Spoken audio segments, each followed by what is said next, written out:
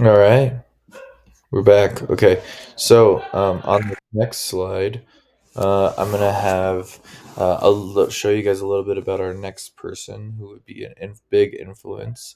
So our next connection to Santana, which is Prince, which many of you guys may know who Prince is.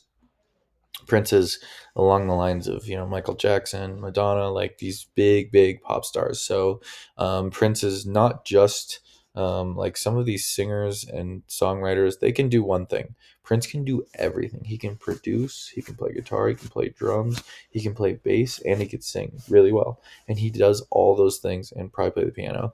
He does all those things on his like I think second album, and it just blew the music industry up. Everybody's like, "Who is this person?" Then he went on to do Purple Rain, which made him this like just gigantic success. Fun fact about Prince is that at one point he got so famous he hated hearing his name all the time, and people were using his name, and so he got so like over that that he said that his name is not Prince anymore. His name is now a symbol. And I know you may be thinking, well, how do you say a symbol? Well, he said that anytime in conversation people are talking about him, they have to say the artist formerly known as Prince. So it's this interesting, he's an interesting character. And also, I guess they have like a bunch of unreleased music from Prince that's in like this black box underneath his house that they're trying to like release or get the rights to. Pretty interesting. So this is what Prince said in a 1985 Rolling Stones interview about Santana. So he said, naturally, as much as he would have wanted to pay homage to Carlos Santana's work, he wasn't interested in slavishly imitating his style or sound. On the other hand, he freely admitted to taking inspiration from Santana, even pointing to the guitarist as a more sensible alternative to the constant Jimi Hendrix comparisons he suffered. It's only because he's black. That's the only thing we have in common, he insisted in his 1985 Rolling Stones interview. He plays different guitar than I do. If they really listened to my stuff, they'd hear more of a Santana influence than Jimi Hendrix. Hendrix played more blues. Santana played prettier. If you can't compare people, you really can't, unless someone is blatantly trying to rip you off. So go ahead and take a look at this video. It is amazing. Watch it till the end. You have Tom Petty and the Heartbreakers, Tom Petty from Tom Petty and the Heartbreakers, lead singer.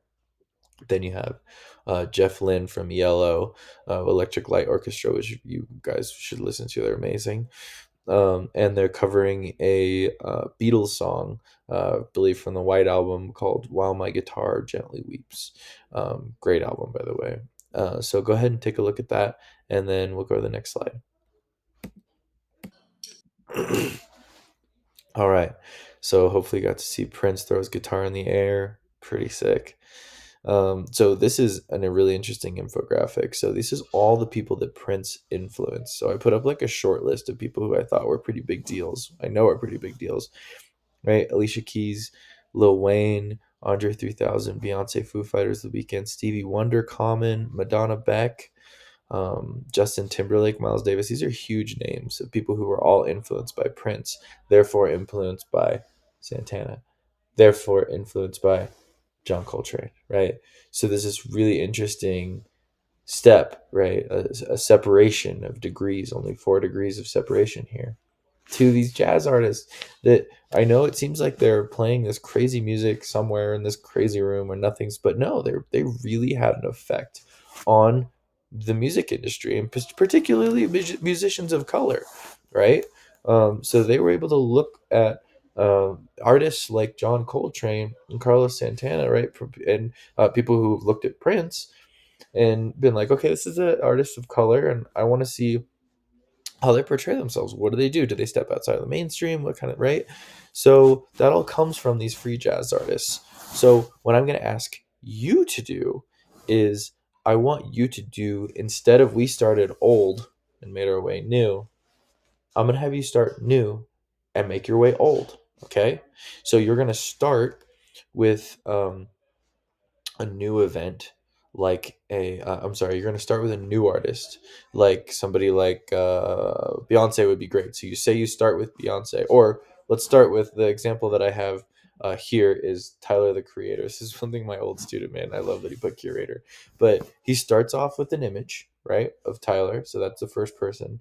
Then he finds a quote or from an interview where they're sharing their musical influences or inspirations. Okay. So you can look it up. I would just type in Tyler the Creator, influences. Great. So you go, Andre 3000 was one of the people that this student wanted to choose. So then he went down and inserted a video of Andre 3000.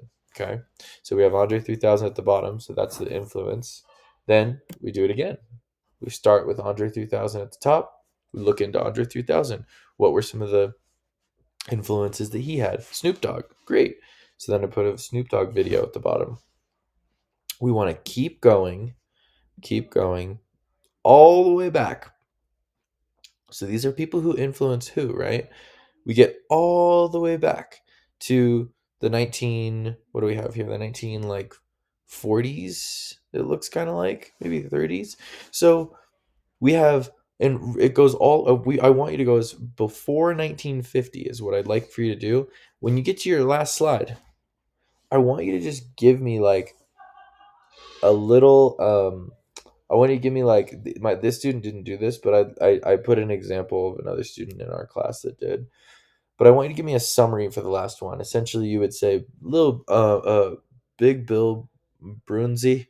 You would say who he was. Big Bill Brunzi like was popular around 1948 when he had this big hit blank, right? So kind of land it, right? Don't just end with like, oh, Big Bill Brunzi. Actually land your presentation by saying like, this is who they were, this is what they did. Okay. Couple things I want to just point out. Make sure, I'm going to put this in the description. Make sure that you use a current artist. Don't start with somebody in like 2000. So use a current artist. Second, at least make it 5 steps, so 5 slides. Third, I really would like for you to have a summary on your last slide talking about who your artist was. Okay. And then fourth, here's an important one.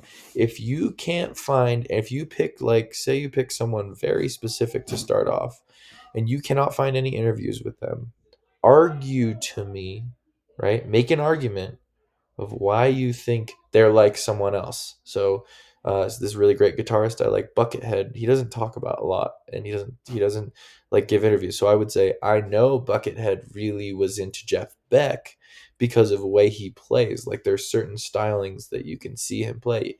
I post a video. I'll put the video. Here's Jeff Beck playing. I can see some comparisons, right? That's what I would put in the middle section if I couldn't find a quote. Okay, so those are those big four things.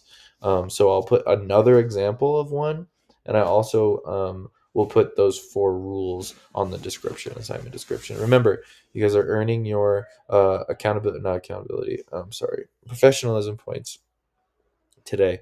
I told the substitute to write down names of people who would, do a good job, and I'll give you professionalism points, and vice versa, and decrease them if you're not doing a good job. It's Friday. Enjoy yourselves. Don't move seats. I already told the sub, stay in your seat, do your thing, get headphones out of my green chest. Enjoy your Friday. This is a fun lesson, so enjoy it. All right. And we could do more stuff like this in the future. If you guys can do a great job, which I know you can, you always do a great job.